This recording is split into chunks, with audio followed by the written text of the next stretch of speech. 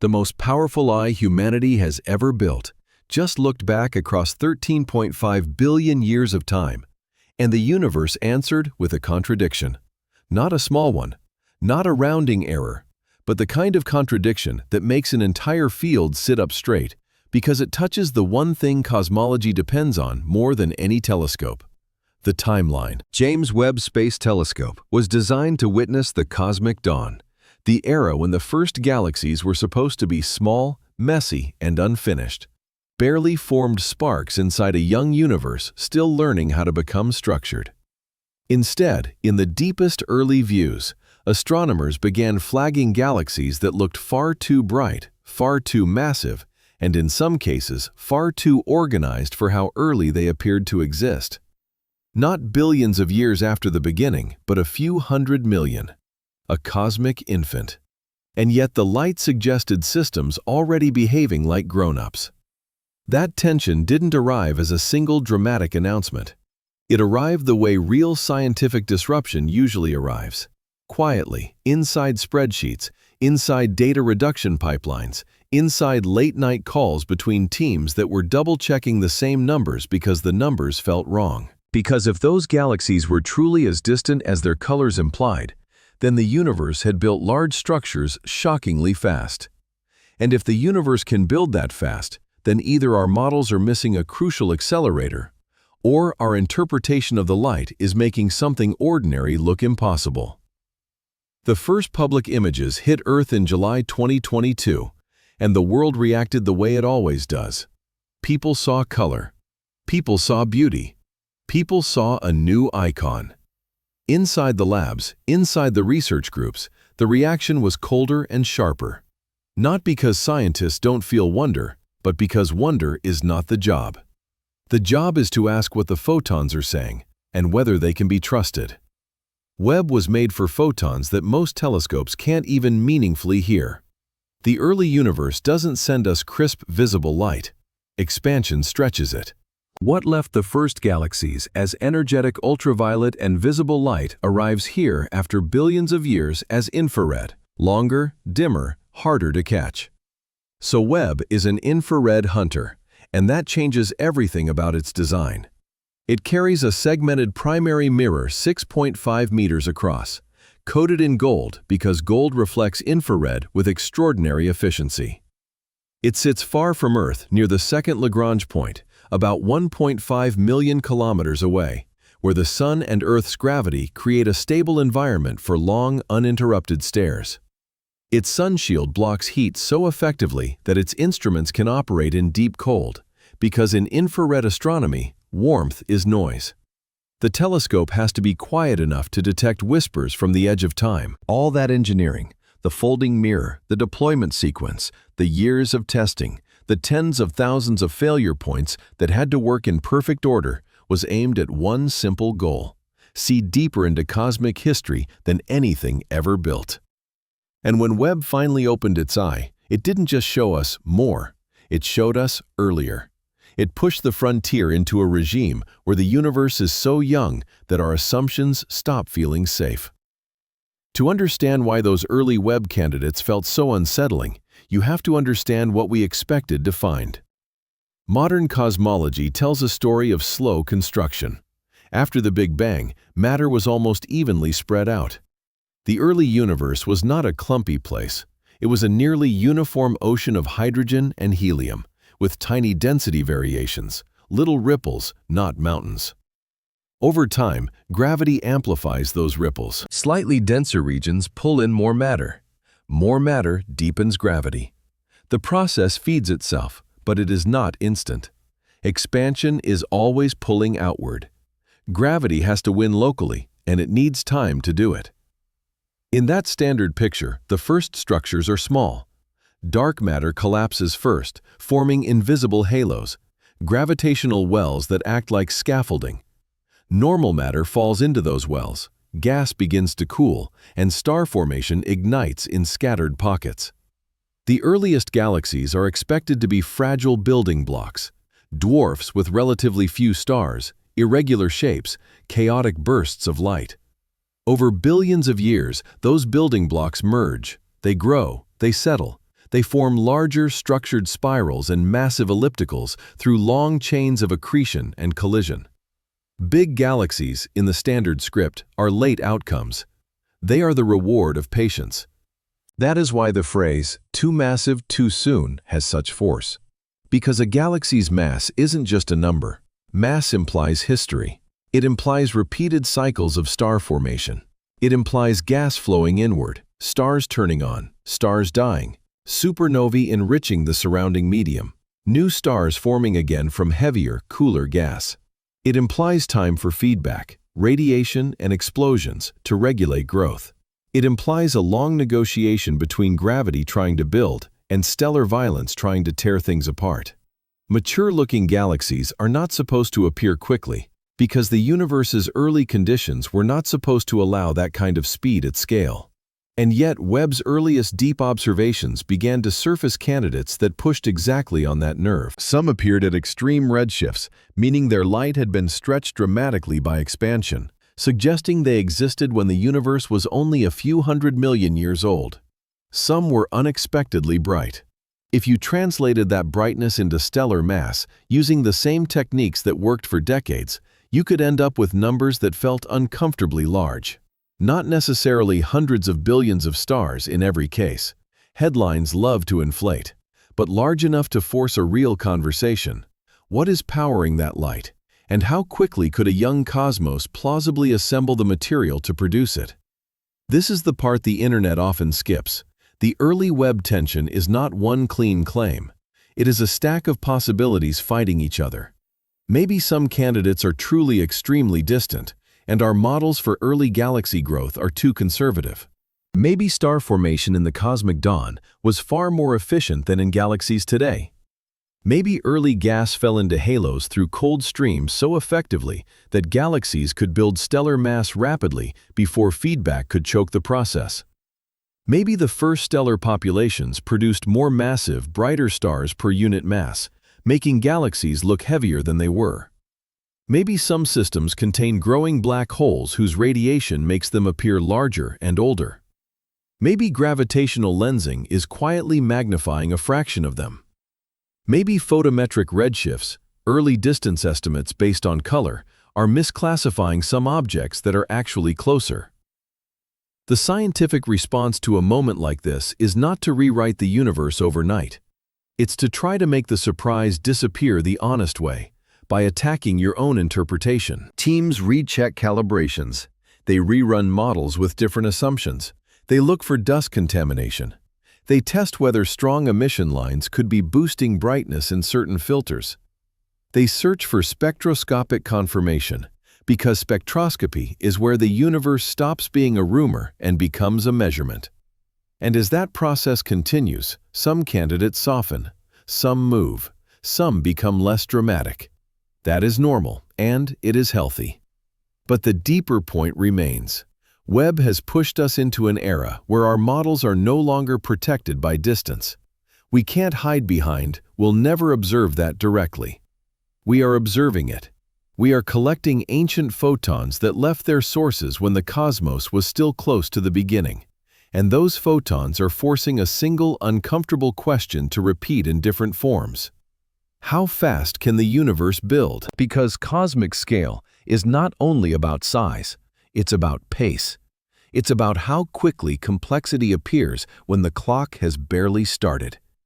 And if the early universe produced large, luminous systems with surprising speed, then something in the machinery of structure formation is more powerful than we thought.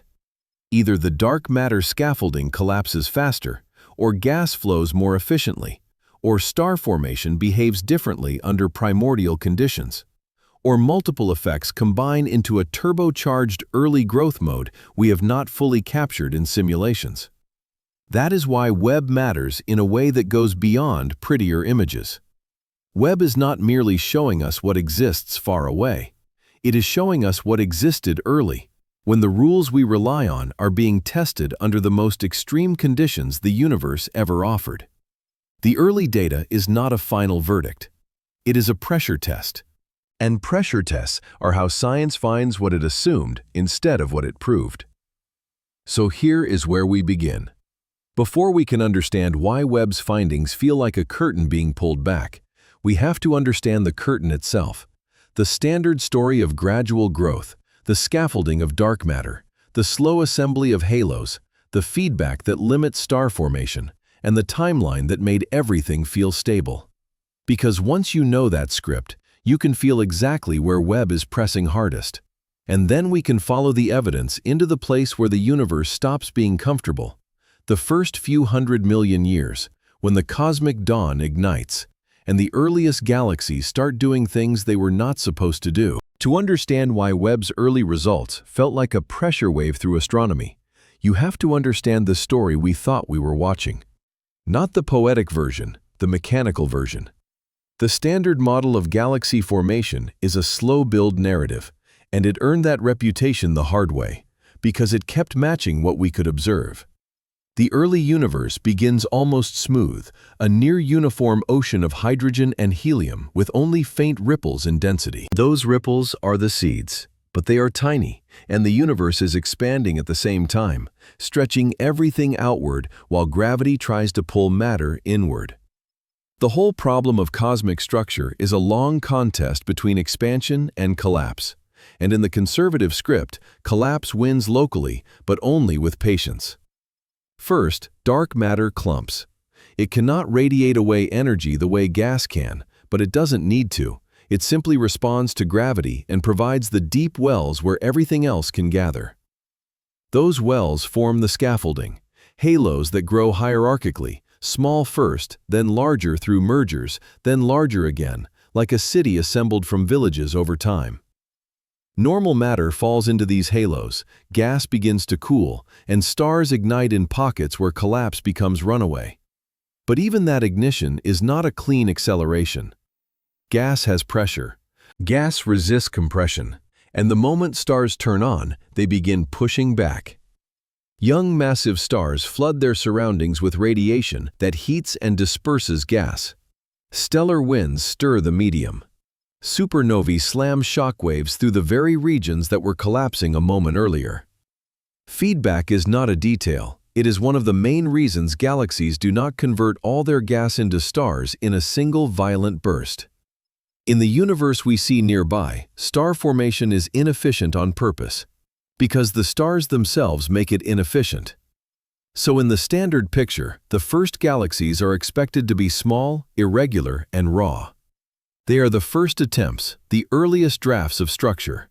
Dwarfs with relatively modest stellar populations, chaotic morphologies, and short, bursty episodes of star formation. Over hundreds of millions of years, then billions, they merge, they accrete gas, they grow into larger systems, and only later do you expect to see the familiar giants, massive spirals and ellipticals that look mature because they have lived through long cycles of formation, disruption, and rebuilding. This is why time matters so much. A galaxy's mass is not just a number. Mass implies history. It implies repeated star formation. It implies chemical enrichment, because heavy elements do not appear by magic. They are forged in stars, scattered by explosions, recycled into new stars.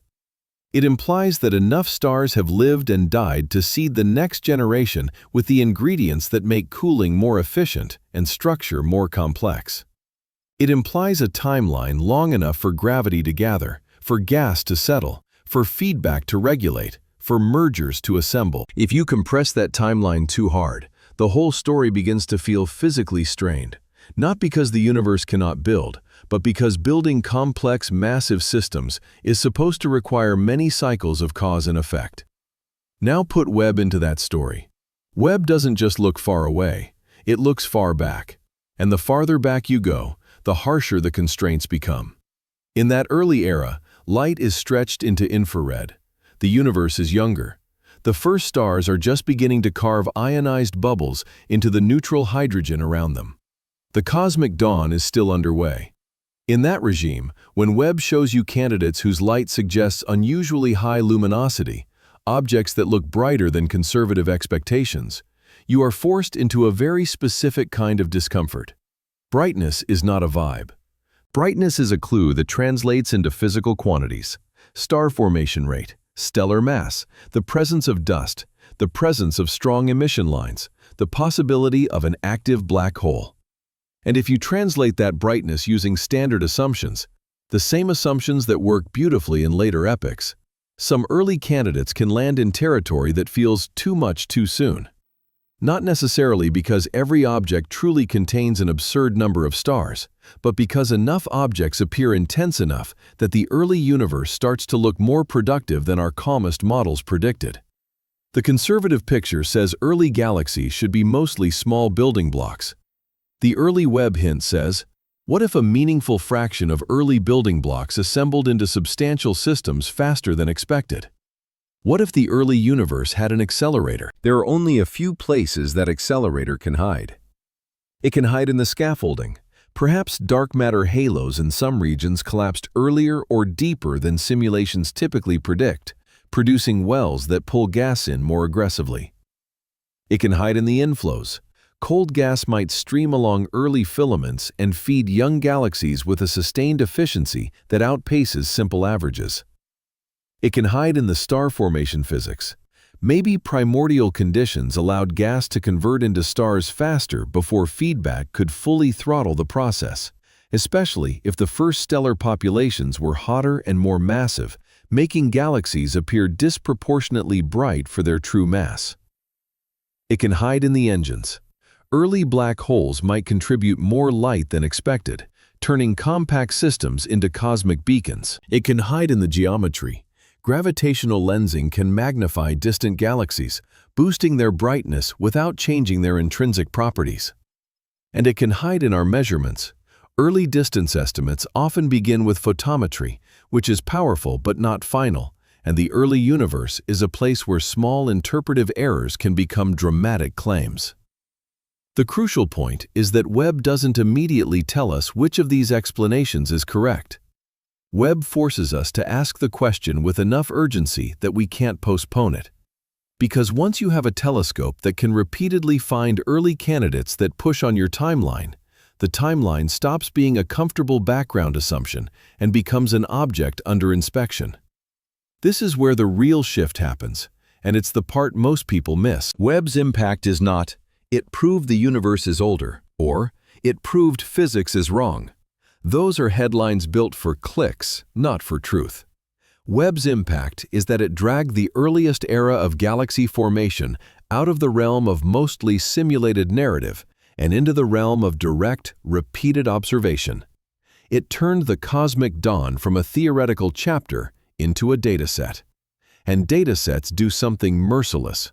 They expose the difference between what we assumed and what we actually constrained. For decades, our models performed incredibly well at explaining the cosmic microwave background, the large-scale clustering of galaxies, the growth of structure across time, the architecture of the cosmic web. They still do. That's why the tension matters. You don't panic when a weak model gets nudged.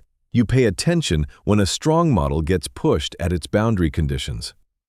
The early universe is the boundary. It is where everything is compressed, density, energy, novelty, and where "how fast can this happen" becomes the sharpest question you can ask. So part 2 is the baseline we stand on. The universe begins smooth, dark matter builds the scaffolding, gas falls in, stars ignite, feedback regulates, galaxies assemble hierarchically. Big, mature structures are expected to be late outcomes. That is the script that made the cosmos feel predictable. Webb didn't destroy the script in one scene.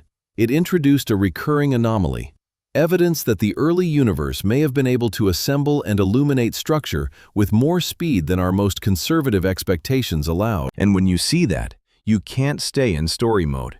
You have to shift into investigation mode. Because before you rewrite any model, you must answer the most dangerous question in observational astronomy. Are we reading the light correctly? That is where we go next. Because in the early universe, distance is a claim, mass is an inference, and impossible is often just misinterpreted. The first reaction to a cosmic surprise is not wonder, it is suspicion. That is not cynicism, it is survival. Because the universe is a master of optical tricks, and astronomers are trained to assume they are being fooled until the data refuses to let them escape. When Webb started surfacing early candidates that looked too bright, too massive, too mature for how young the cosmos should be, the immediate instinct inside the community was not to rewrite textbooks. It was to attack the interpretation. If something appears impossible, the first question is always the same. Are we sure we measured what we think we measured? At extreme distances, we are not seeing in the normal sense. We are decoding. The signal is faint, stretched, and filtered by everything it passed through on the way here. So the entire argument begins with one word: redshift. As space expands, it stretches the wavelength of light traveling through it. The longer the journey, the more the stretching. That stretching moves ancient light out of the visible and into the infrared, which is exactly why Webb can see what earlier telescopes could not. But redshift is also where misreadings begin, because there are two levels of certainty. Photometric redshift is fast. You observe a galaxy through multiple filters, and you infer distance from the pattern of brightness, from where the light drops out due to absorption by hydrogen at specific energies. It's powerful, and it works shockingly well across huge samples. But it is still a probabilistic inference. Spectroscopic redshift is slower and harder, but far more decisive. You spread the light into a spectrum and identify specific lines, fingerprints of atoms and ions, then measure exactly how far those lines have shifted. Photometry suggests, spectroscopy commits. Early Webb candidates often began in the photometric category because the deepest images arrive before the deeper, more time-expensive spectroscopy can be done. That means the first wave of too massive, too soon claims lived in a zone where the universe can still trick you. And the universe has many ways to do it. Dust is one of the most common. Dust does not just dim a galaxy. It changes its colors by absorbing shorter wavelengths more strongly than longer ones, making a galaxy appear redder. A dusty galaxy at a more moderate distance can mimic the colors of a pristine galaxy at a much higher redshift. Emission lines are another. Young star-forming galaxies can produce extremely bright emission at specific wavelengths, and when those bright lines land inside certain filters, they can inflate the apparent brightness and distort the inferred mass. Active galactic nuclei add another layer. A growing black hole at a galaxy's core can radiate intensely, especially in infrared regimes, and if you assume all that light is starlight, you can overestimate the stellar mass by a lot. Gravitational lensing is another quiet assassin. Foreground mass can magnify a background galaxy, boosting its brightness and apparent size without changing what it truly is. And then there is the subtler possibility that the early universe simply produced different stellar populations, more top-heavy, more dominated by massive luminous stars, so galaxies could look brighter per unit mass than our modern calibrations assume. So the response was to stress test everything. Teams reran reductions, they tried alternative templates, they asked whether a lower redshift solution could fit the same photometric data. They modeled dust more aggressively. They checked for emission line contamination. They looked for morphological hints that might betray lensing. They searched for signs of AGN activity. And they did the slow thing, the expensive thing, the only thing that turns candidate into measurement. They pushed for spectroscopy. Because a spectrum doesn't care about our excitement. A spectrum gives you lines, and lines give you a distance anchored in physics rather than preference. This is where the tension became harder to dismiss. Not because every early candidate held up, some didn't. Some softened once spectroscopy arrived. Some moved to lower redshifts. Some turned out to be less massive when the modeling improved. That is exactly what should happen in a healthy scientific process. But enough of the distant objects remained stubbornly far, stubbornly bright, stubbornly intense, that the conversation changed shape. It stopped being maybe one weird thing. It started being, why does this keep happening? Because the most unsettling pattern in science is not a single anomaly. It is an anomaly that repeats. And repeating anomalies force a fork in the road. Either we are systematically overestimating early masses because our conversion from light to physical properties breaks in the cosmic dawn, Or the early universe really did assemble luminous structure faster than our conservative models predicted. The first option is not trivial. If our calibrations are off, because early stars were different, because dust behaves differently, because emission lines are stronger than expected, then the fix will ripple through how we interpret the entire early population. The second option is even bigger. If early structure truly formed faster, then the fix is not a tweak. It is a mechanism we have underestimated, an accelerator hidden somewhere in the machinery of formation.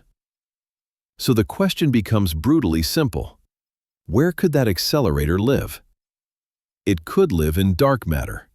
The standard picture assumes cold dark matter that collapses into halos and grows through hierarchical merging. But if early halos form deeper wells sooner, either because initial conditions in some regions were more favorable, or because dark matter behavior is subtly different under early conditions, then gas would have been pulled into star-forming regions more aggressively. It could live in the gas. Maybe the early universe fed galaxies through cold streams along filaments with a sustained efficiency that simulations undercount. It could live in star formation itself. Perhaps primordial gas collapsed and converted to stars faster because the cooling physics, fragmentation behavior, and feedback timing were different when heavy elements were scarce. It could live in black hole seeding. If massive black hole seeds formed early, they could influence both luminosity and assembly, and they could also speed up the enrichment and energetic environment in young galaxies. Or it could live in a combination of all of these, stacking small advantages until the early universe looks like it is sprinting. This is the honest place Webb has brought us to. Not a declaration that the universe is older, not a proclamation that physics is wrong, but a demand that we explain the pace. Because time is the currency of structure. You can't build a massive stellar system without either more time or more efficiency. Webb's early results are pressuring us on that exact exchange rate. How many stars? How quickly? Under what conditions? And with what hidden help? And to answer that, we have to go deeper than galaxies as isolated islands of light. We have to look at the invisible framework that decides where matter can gather in the first place. We have to look at the scaffolding beneath the visible cosmos, the cosmic web, and the dark matter architecture that shapes it. The farther Webb looks, the more obvious one truth becomes. Galaxies were never meant to be understood as isolated islands of light floating in empty space. They are the visible surface of something deeper.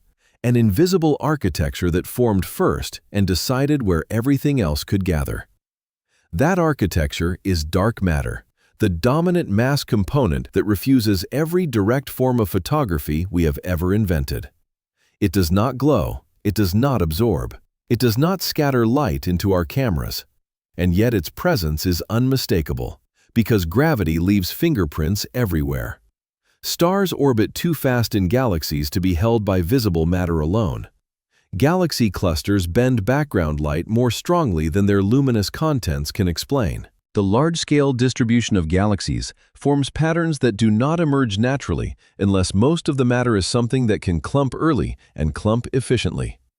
In the early universe, dark matter had a crucial advantage over ordinary gas. Normal matter is tangled in heat, pressure, radiation, and electromagnetism. Dark matter isn't. It responds cleanly to gravity, collapsing into the slightest primordial overdensities long before ordinary gas can fully cooperate. Those slight overdensities were tiny, just faint ripples in the newborn universe, but gravity is patient and relentless. Given time, it amplifies small differences into huge outcomes. Over cosmic time, those ripples grow into a network, filaments and nodes, highways and intersections, dense strands and empty voids. This is the cosmic web, and it is not a poetic metaphor. It is the largest coherent structure we know, a skeleton of gravity that organizes the distribution of everything visible. Galaxies appear where the web is thick. Clusters form where filaments intersect. Voids exist where matter is scarce because the web never fed those regions in the first place. The night sky looks like a scattered spray of lights only if you ignore the invisible framework holding the pattern together. Webb is forcing us to stop ignoring it. Once you take the cosmic web seriously, the too much, too soon tension changes shape. The question stops being, how did a young universe build anything large, and becomes, where did the universe build first?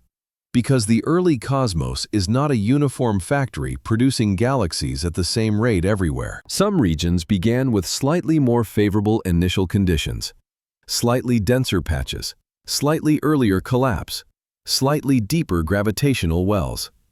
Those slight advantages compound. A region that collapses earlier forms more massive dark matter halos sooner. A more massive halo pulls in more gas. More gas means more fuel for stars. More stars means more radiation, more enrichment, and more feedback. But it also means a brighter signal for Webb to detect.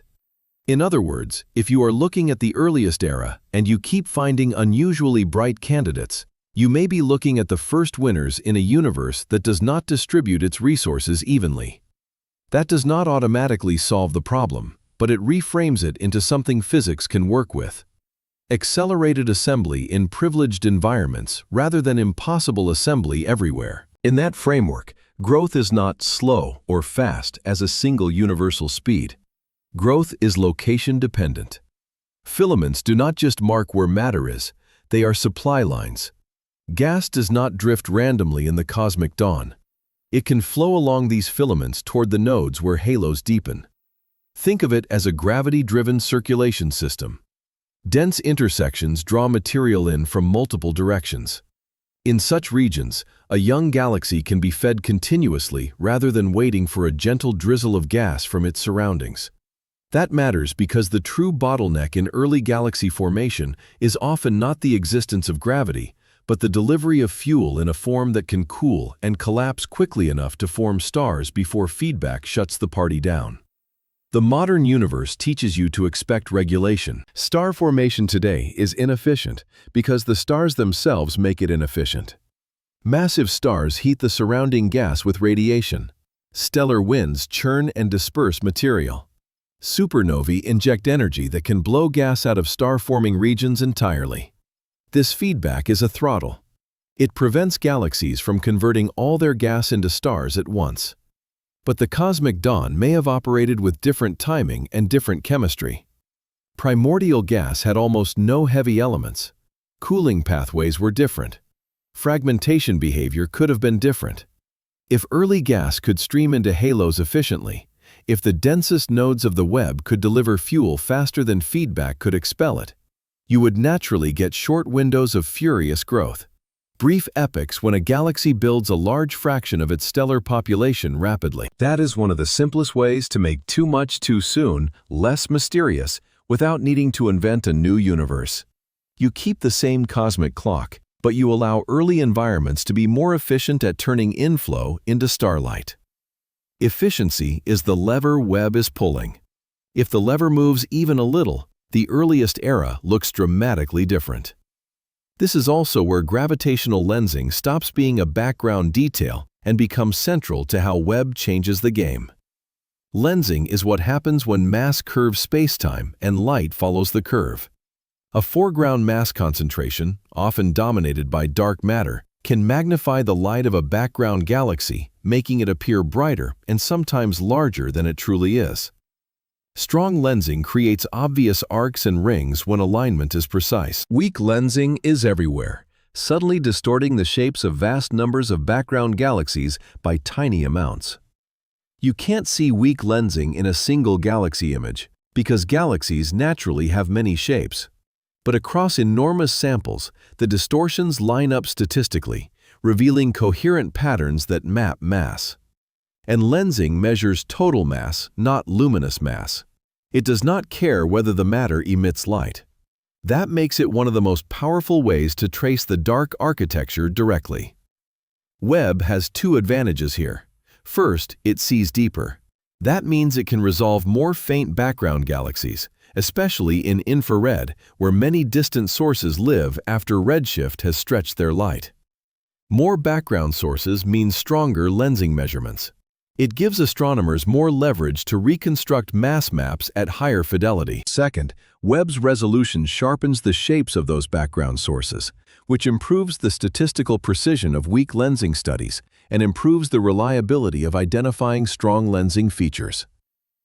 The result is a sharper view of the skeleton itself.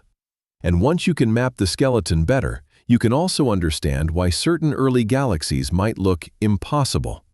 Because some of them may not be intrinsically impossible, they may be magnified. A small galaxy behind a massive foreground structure can be boosted into visibility, turned into a beacon. That can inflate inferred luminosity and, if interpreted naively, inflate inferred stellar mass. The responsible approach treats lensing as both a gift and a trap. It helps us see farther than we should be able to see, but it also means brightness at the edge of time is not automatically intrinsic brightness. If you want to claim an early galaxy is massive, you have to prove you are not watching it through a cosmic magnifying glass. But lensing also reinforces the larger point. The early universe is a networked environment, not a scatter of isolated points. Every lensing mass map is essentially a map of where gravity lives. It reveals filaments, nodes, substructure, and the connected pathways that guide matter flow. And those pathways are exactly where the story of accelerated growth becomes plausible.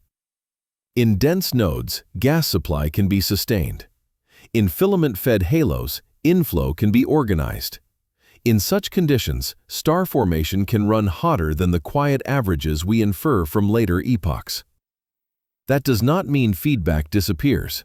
It means feedback may arrive late relative to the initial burst, or it may fight a stronger current. A galaxy can still blow gas out, but if the filament keeps delivering fuel, the burst can continue longer than expected.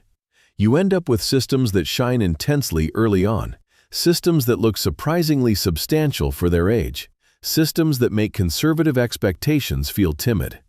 Webb's deepest views are beginning to suggest that the early universe contained more of these systems than we expected, not because the universe cheated, but because the early Webb may have been highly effective at delivering fuel. There is another subtle but important factor that makes this tension feel larger than it is sometimes described. We do not observe the early universe as a fair sample.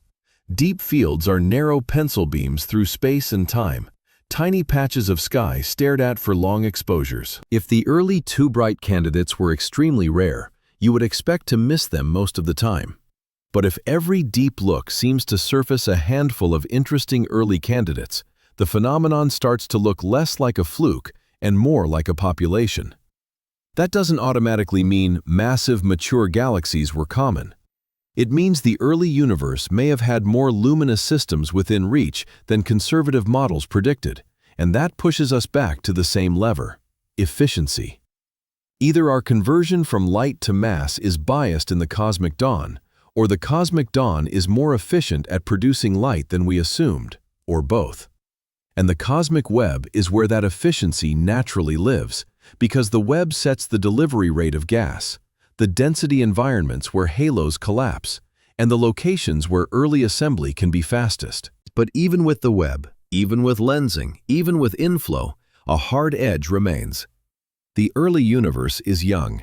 There is only so much time for cycles of star formation, chemical enrichment, and structural settling. Which means the most uncomfortable version of the Webb tension isn't only how did galaxies grow, it's what else grew with them.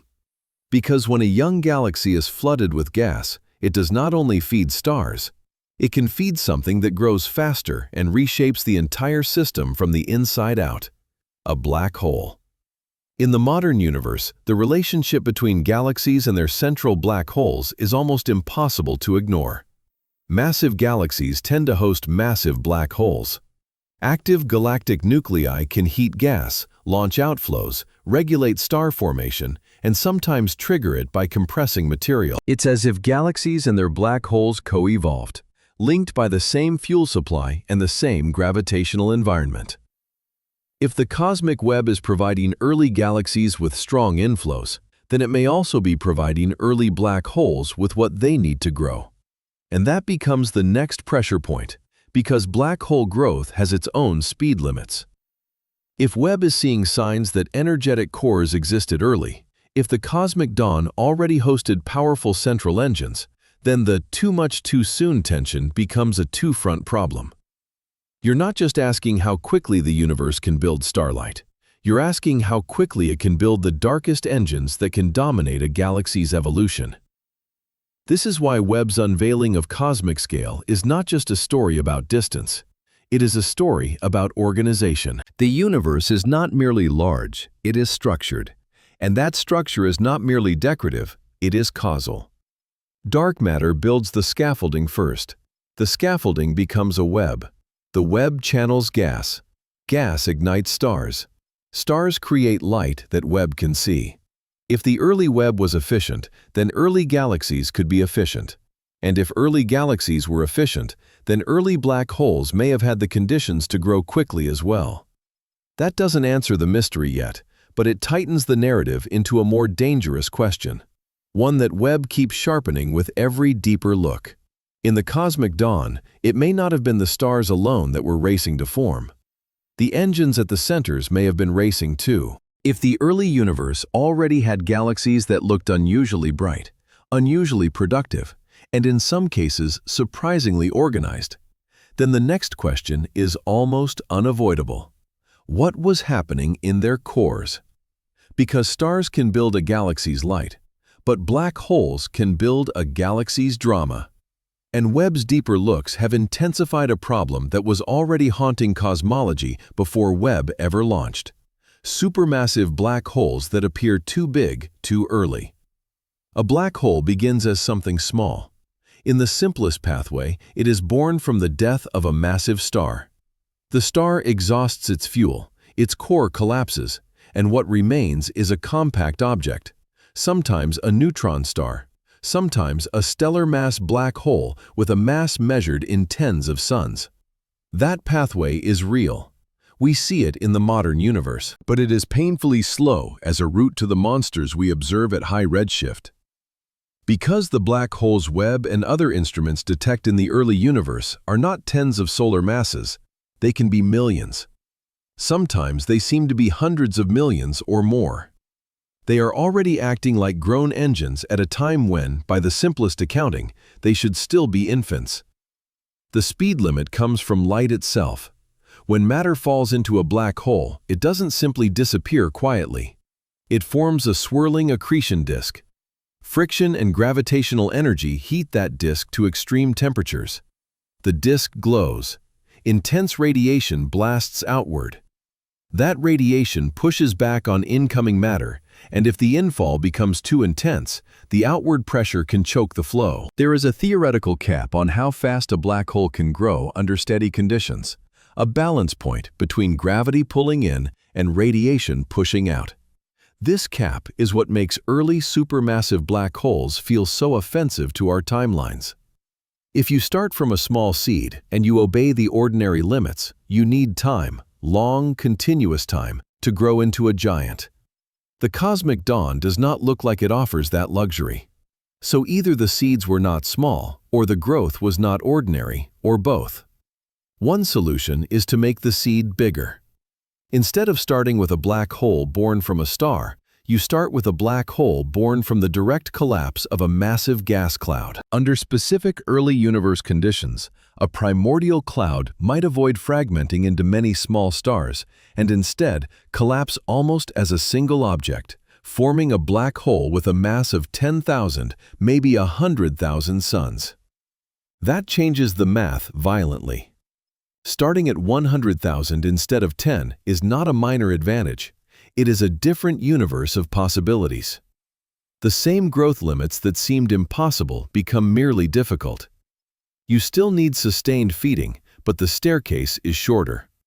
But direct collapse is picky. Gas clouds like to fragment. Cooling leads to clumps. Clumps lead to stars. Stars lead to feedback that disrupts the collapse. To get direct collapse, you need conditions that suppress fragmentation. You need the gas to remain warm enough, smooth enough, and irradiated enough to avoid breaking into pieces. Some models suggest that strong ultraviolet radiation from nearby star-forming regions could destroy molecular hydrogen, removing a key cooling pathway and keeping the cloud from fragmenting. That is plausible in dense early environments. And dense environments are exactly what the cosmic web provides. Filament intersections where gas inflows and radiation fields might conspire to create the rare conditions a direct collapse seed requires. If the web can deliver gas rapidly into deep wells, it can also help deliver the environment a massive seed needs. Another solution is to break the growth limit.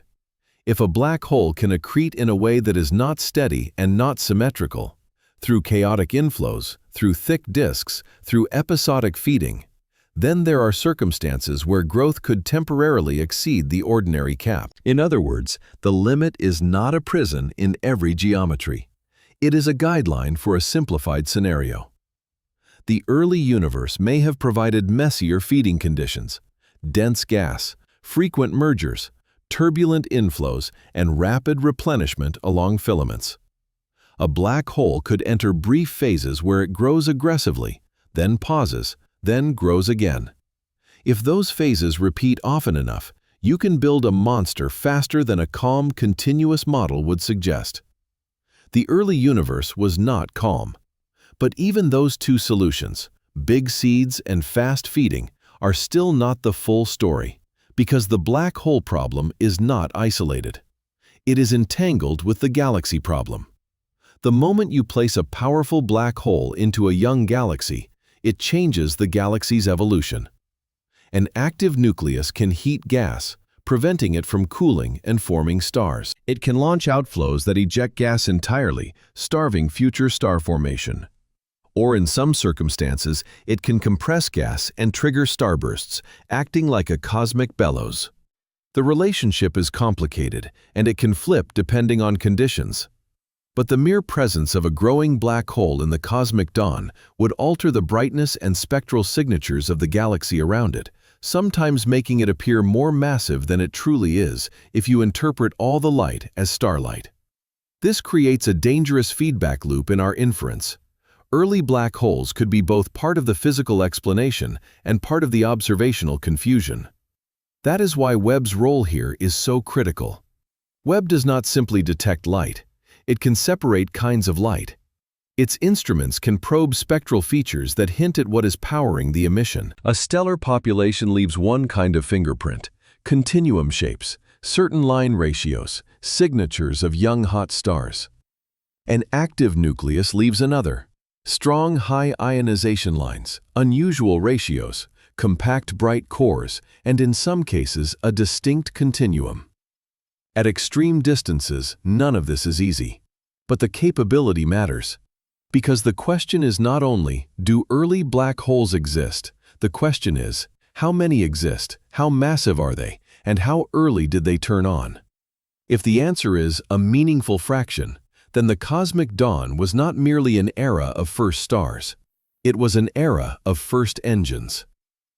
Now connect this back to the too much too soon tension in galaxies.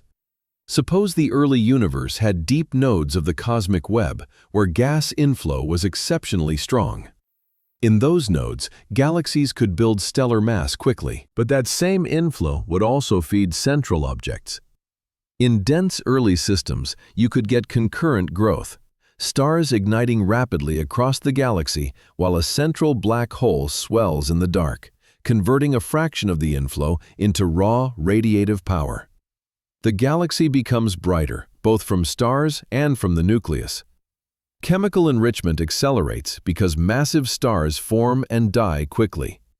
Feedback becomes more violent because supernovae and active nuclei both inject energy into the surrounding medium. Everything speeds up. In such an environment, maturity can appear early, not because the universe took a shortcut through time, but because it ran the same physics at a higher intensity. And yet, there is still an uncomfortable possibility that refuses to go away. What if, even with all these accelerators, privileged web nodes, filament-fed inflows, massive seeds, aggressive accretion, some early systems remain too extreme? What if the numbers still strain? That is when cosmology begins to feel the floor wobble beneath it. Because then you are no longer arguing about details of baryonic physics. You are pressuring the framework itself. The framework, for decades, has been remarkably successful. It explains the cosmic microwave background. It explains large-scale structure. It explains why the universe looks the way it looks on the biggest scales. It says the cosmos is dominated by dark matter and dark energy, with ordinary atoms as a thin, luminous frosting on top. But the cosmic dawn is where this framework is most vulnerable, because it is where everything happens first, and where small changes in assumptions can produce huge differences in outcomes. If Webb is forcing us to conclude that early structure formation was more efficient than expected, and if early black holes were already operating at scale, then we may be witnessing not the failure of the framework, but its incomplete translation into the messy reality of the early universe. This is the point where science becomes most interesting, because the universe is not obligated to match the cleanest version of our models. It is obligated only to be consistent with itself. Webb is handing us data from the most extreme era we can observe, an era when the first structures are turning on, when the cosmic web is actively feeding matter, when stars and black holes are racing to assemble, and when the difference between slow and fast is the difference between comfort and revolution. The next step is to ask the biggest question of all. If our standard framework is being pressured by Webb's early universe, what exactly could change without breaking everything else? Where is the room to move, and where are the walls of evidence too strong to ignore? Here's the trap with a crisis in cosmology. You can't fix one corner of the universe without touching everything connected to it. The standard framework isn't a single idea you can swap out like a broken part. It's a whole ecosystem of measurements that agree with each other across time: cosmic microwave background patterns, galaxy clustering, lensing statistics, element abundances, expansion history. Change one parameter too aggressively, and you break three other things that were already working. That's why Webb's pressure is so unsettling. It's not that astronomers enjoy drama. It's that the early universe is where small discrepancies can signal either a subtle modeling bias or a missing piece of fundamental physics. The framework most of modern cosmology lives inside is often summarized as lambda cold dark matter. Lambda stands for the cosmological constant, a simple form of dark energy that drives accelerated expansion. Cold dark matter is the assumption that dark matter particles move slowly compared to light and interact mainly through gravity, allowing them to clump into halos and filaments. This model has been almost embarrassingly successful. It predicts the statistical patterns in the cosmic microwave background with stunning precision. It reproduces the large-scale cosmic web in computer simulations. It matches the way galaxies cluster over billions of years. It explains why the universe becomes more lumpy over time. And yet, the cosmic dawn is exactly where it can be stressed, because the dawn is where the model's timeline is tightest. You don't have billions of years to average out mistakes. You have a few 100 million years, and the universe either built what Webb sees or it didn't. So what are the movable pieces? What can change in a way that helps early structure form faster without destroying everything else we already tested? One obvious place is the interpretation pipeline itself, the conversion from light to physical properties. If early galaxies are brighter per unit mass than we assume, then our inferred stellar masses are inflated. That could happen if the initial mass function, the distribution of stellar masses at birth, was different in the cosmic dawn. If early star formation produced proportionally more massive luminous stars, the same amount of mass would generate more light. If emission lines are stronger than expected, they can boost flux in certain bands and make photometric estimates look heavier than they are. If dust behaves differently, it can shape colors in ways that bias redshift and mass estimates. If active nuclei contribute more of the light, stellar masses can be overestimated when modeling assumes starlight dominates. These are not excuses, they are realistic caveats. They are also appealing because they allow the core cosmological framework to remain intact. The universe doesn't need to be older, it just needs to look brighter in its youth than our modern assumptions allow. But suppose you tighten the interpretation and the tension persists. Then you start looking at the machinery of structure formation itself. The earliest step in building galaxies is building halos. Halos are dark matter clumps. Their growth rate depends on the initial density fluctuations and on dark matter behavior. Standard cold dark matter predicts a particular abundance of halos as a function of mass and redshift. If Webb is seeing more massive systems early than expected, one possibility is that the abundance of massive halos at early times is higher than the simplest predictions. That could be because the initial conditions, how density ripples were seeded during inflation, differ slightly from the simplest assumed spectrum. Tiny changes in the amplitude or shape of primordial fluctuations can have outsized effects on the number of early collapsed halos. The cosmic microwave background constrains these initial fluctuations tightly, but not infinitely. There is room for small shifts that matter most at the rare high-density tail where the earliest massive objects form. In other words, the universe may be doing something more extreme in the early tail than our average expectations capture, without contradicting the overall pattern. Another possibility is that dark matter is not perfectly cold and collisionless in the simple way we model it. Some theorists explore self-interacting dark matter, where particles interact with each other through forces beyond gravity. These interactions could change how halos behave, how quickly they relax, how dense their cores become, how efficiently they merge. In some scenarios, self-interactions can speed up energy redistribution, potentially altering early collapse and assembly. But this is dangerous territory, because dark matter modifications must not break the excellent match to lensing, galaxy rotation curves, and large-scale structure statistics. The universe is not giving us permission to invent whatever we want. It's giving us constraints. Any change has to be subtle enough to fit the whole sky, not just a deep field. Then there's the idea of seeds again, but at a more primordial level. Primordial black holes. Black holes formed not from stars, but from density fluctuations in the early universe, have been proposed as possible contributors. If small primordial black holes existed in sufficient numbers, they could act as gravitational anchors, accelerating the collapse of gas locally and seeding early structure. But this is also tightly constrained by other observations. Too many primordial black holes would leave signatures in lensing surveys, in the microwave background, in various astrophysical phenomena. Like every fix, it solves one problem while risking 10 others. Another movable piece is the expansion history itself. The age of the universe is inferred from the expansion rate, and the expansion rate is measured in more than one way. This is where the story connects to a real, ongoing tension.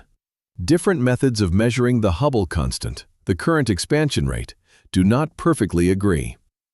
One set of methods uses the local universe, standard candles like Cepheid variable stars and Type 1a supernovae. Another set uses the early universe, patterns in the cosmic microwave background interpreted through the standard cosmological model. The results differ in a way that has resisted clean resolution. If this tension reflects new physics rather than hidden systematics, it could imply that the expansion history was slightly different than we assume. That could change the timing available for early structure growth in subtle ways. It might not make the universe dramatically older, but it could shift the timeline enough to ease the too much, too soon pressure. Again, the universe is stingy. The microwave background is a powerful lock on expansion history, but not an absolute prison. If there's any era where new physics could hide, it would be in the early universe where conditions were extreme and our observational access is indirect. Yet notice what all these possibilities have in common. None of them are allowed to be wildly theatrical. The evidence doesn't permit a big cinematic twist that breaks everything. Any real solution has to be annoyingly disciplined. A small change in efficiency, a subtle shift in early conditions, a slight modification in the role of emission lines or dust, a more complex black hole seeding channel, a mild adjustment in the growth rate of halos at the high-density tail. The universe, as usual, is likely to be both stranger and less convenient than we want. It may not hand us a single clean answer. It may hand us a bundle of partial answers that combine into the reality Webb is showing us. And this is why Webb's early universe feels like a threshold moment. For decades, cosmology lived in a phase where the broad framework was set, and debates often lived in the details. Now Webb is forcing the details to matter again at the deepest level, because the cosmic dawn is exactly where details can masquerade as revolutions. If a handful of assumptions about stellar populations and emission lines are off, we fix it and move on. If the halo growth rate is subtly different in the early tail, we refine simulations. If black hole seeds form more efficiently in dense nodes, we revise the story of how engines turn on. But if, after years of spectroscopy and better modeling, the early universe still refuses to fit, then we face the rare possibility that the framework is incomplete, not wrong in the way a bad theory is wrong, but missing a piece that only reveals itself at the edge of time. That brings us to the final, almost philosophical pressure point Webb creates. Because every time we push further back, we discover that our ignorance isn't just about what exists. It's about how quickly the universe can organize itself into complexity. In a few 100 million years, the cosmos seems to have gone from darkness to light, from near uniformity to structure, from hydrogen fog to galaxies and engines.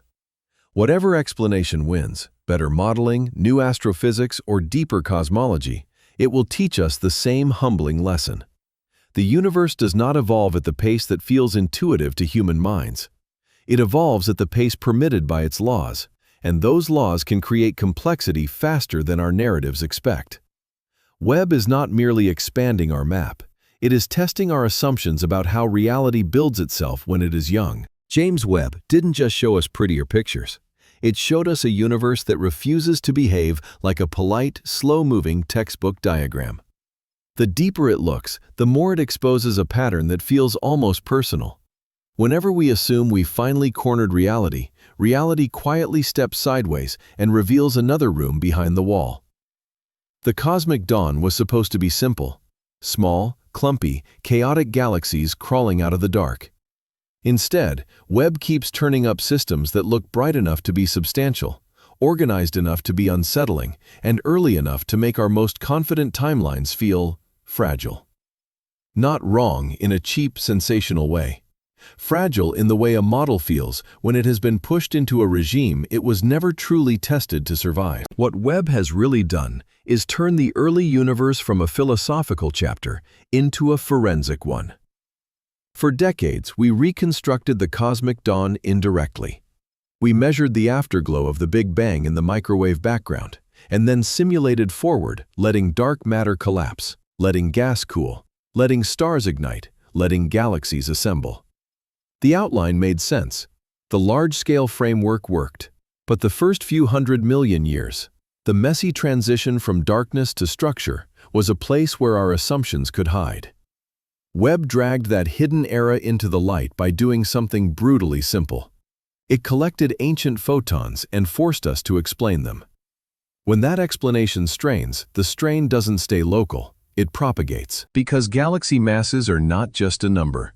They're a statement about how fast gas can gather, how efficiently stars can form, how quickly heavy elements can appear, how intense feedback can be, how quickly black holes can turn into engines. Every surprisingly bright galaxy is like a stress test for an entire chain of physics. And this is where the story becomes more interesting than a headline. Because in the real scientific process, the first job is to eliminate illusion. Extreme distance is a world of mirages. Dust can redden. Emission lines can inflate brightness. Lensing can magnify. Black holes can impersonate starlight. Early claims soften. Some candidates move closer after spectroscopy arrives. Some masses drop after better modeling. That's not embarrassment, it's the method working. But what makes Webb different is not that it produced a single shocking claim. It's that it keeps producing a stubborn population of worth-explaining objects. Even when you correct for the traps, the early universe still looks unusually productive. That doesn't automatically mean the universe is older. It means the early universe may have been more efficient at building luminous structure than we assumed. especially in the densest nodes of the cosmic web, where inflow can be sustained and conditions can push formation into a higher gear.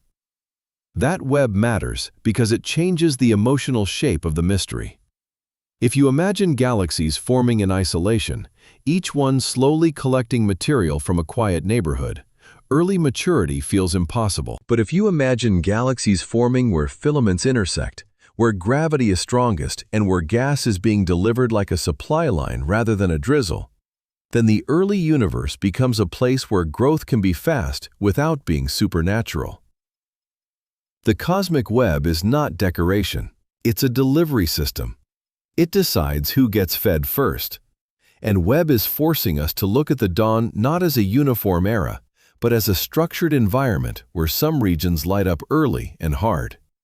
In that environment, stars can form in intense bursts, enrichment can accelerate, and the galaxies we catch in deep fields might represent the first winners, not the average citizen. Then come the engines. Because the moment you admit rapid inflow and rapid assembly, you also admit the possibility of rapid black hole growth. This is the second blade of the same knife. Supermassive black holes in the early universe are not just an extra puzzle. They are a clue that whatever fed the first galaxies may also have fed the first monsters in their cores. If massive seeds form through direct collapse in dense early environments, if chaotic accretion allowed brief phases of aggressive growth, if mergers and inflow repeatedly refueled young nuclei, then the cosmic dawn becomes not just the era of first starlight, but the era when the universe began building its most extreme central engines. And once those engines exist, they don't sit quietly. They heat gas, they launch outflows, they reshape star formation, and they can also distort our measurements if we mistake their light for a galaxy's entire stellar population. The early universe becomes a feedback storm. Inflow builds stars and engines. Engines change inflow. Stars enrich the gas. Enriched gas changes star formation. And the whole system evolves at a pace that makes our calmer assumptions look naive. So where does that leave the grand framework? In a place that is both uncomfortable and exciting. The standard model of cosmology has earned its authority the hard way. It matches the microwave background. It reproduces large-scale clustering. It explains lensing statistics. It gets the broad story right. A universe dominated by dark matter and dark energy with ordinary atoms as a thin, luminous layer. Webb is not erasing that success. Webb is pressuring the details at the edge of time where the clock is tight and the physics is extreme. That pressure could resolve into something mundane. Better stellar population assumptions, stronger emission lines, more lensing corrections, more realistic early feedback.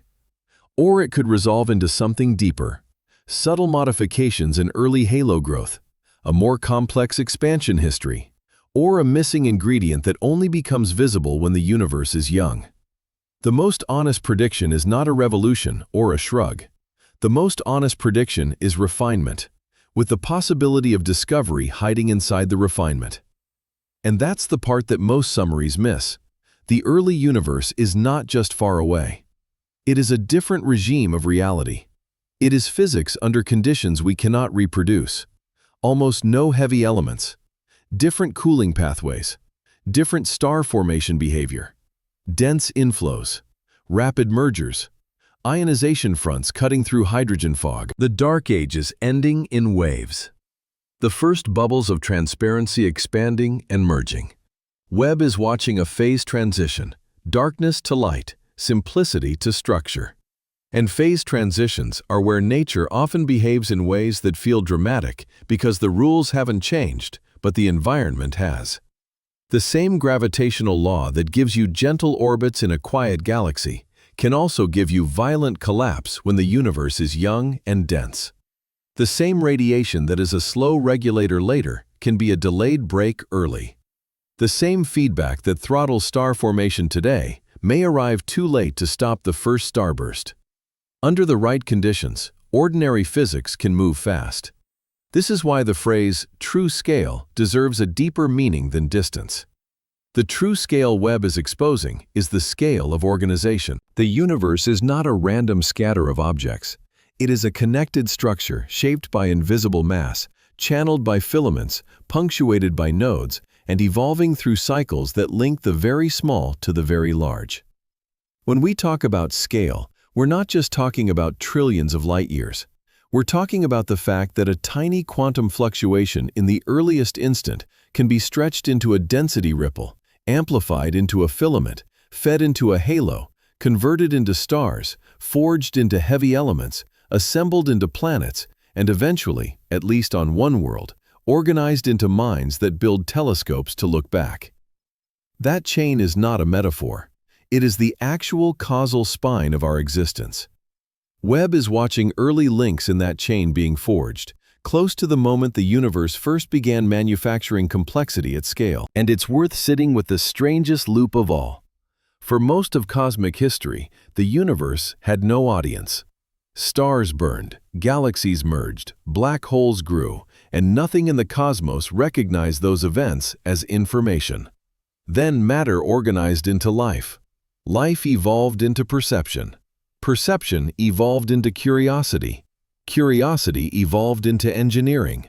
Engineering assembled atoms forged in ancient explosions into mirrors coated with gold made in catastrophic cosmic collisions. Then launched those mirrors 1,000,000 miles away to catch photons that left their sources before Earth existed. The universe didn't just get larger in our minds, it became knowable in a new way. Through us, the cosmos began reading its own history. Webb is one of the sharpest pages in that story so far. What happens next is the real reason this era matters. Webb will not end the debate with one grand answer. It will slowly narrow the possible answers by being relentlessly specific. It will gather spectra where we used to have only colors. It will separate starlight from nuclear light more confidently. It will map lensing and mass distributions more precisely. It will build larger samples so we can stop arguing from a handful of candidates and start arguing from populations. It will tell us whether early, impossible galaxies are rare accidents or common features. It will tell us whether early black holes are the exception or an early rule. And as those constraints tighten, the story will sharpen into one of two outcomes. Either we learn that our early universe assumptions were too conservative, or we learn that the framework needs a new ingredient. Both outcomes are a win for reality, because both outcomes are a move from narrative toward mechanism. So here is the quiet truth Webb is forcing on us. The universe is not obligated to match our expectations. It is obligated only to be consistent with itself. And our job, our only job, is to become consistent with it. Webb is not humiliating science. It is doing what great instruments always do. It reveals how much of our confidence was built on untested territory. The cosmic dawn is that territory. It is the edge of time where our models are supposed to be strongest and our intuition is at its weakest. And Webb keeps returning with the same message. There is more going on, earlier, faster, and more intricately connected than we assumed. If you've listened this far and you want more deep space documentaries like this, more nights at the edge of time, hit like and subscribe. And if you want to support the channel, leave a comment with one word: Webb. Because the next set of observations won't just add details, they may tell us whether the early universe was simply more efficient, or whether the universe has been keeping a deeper secret in its first light.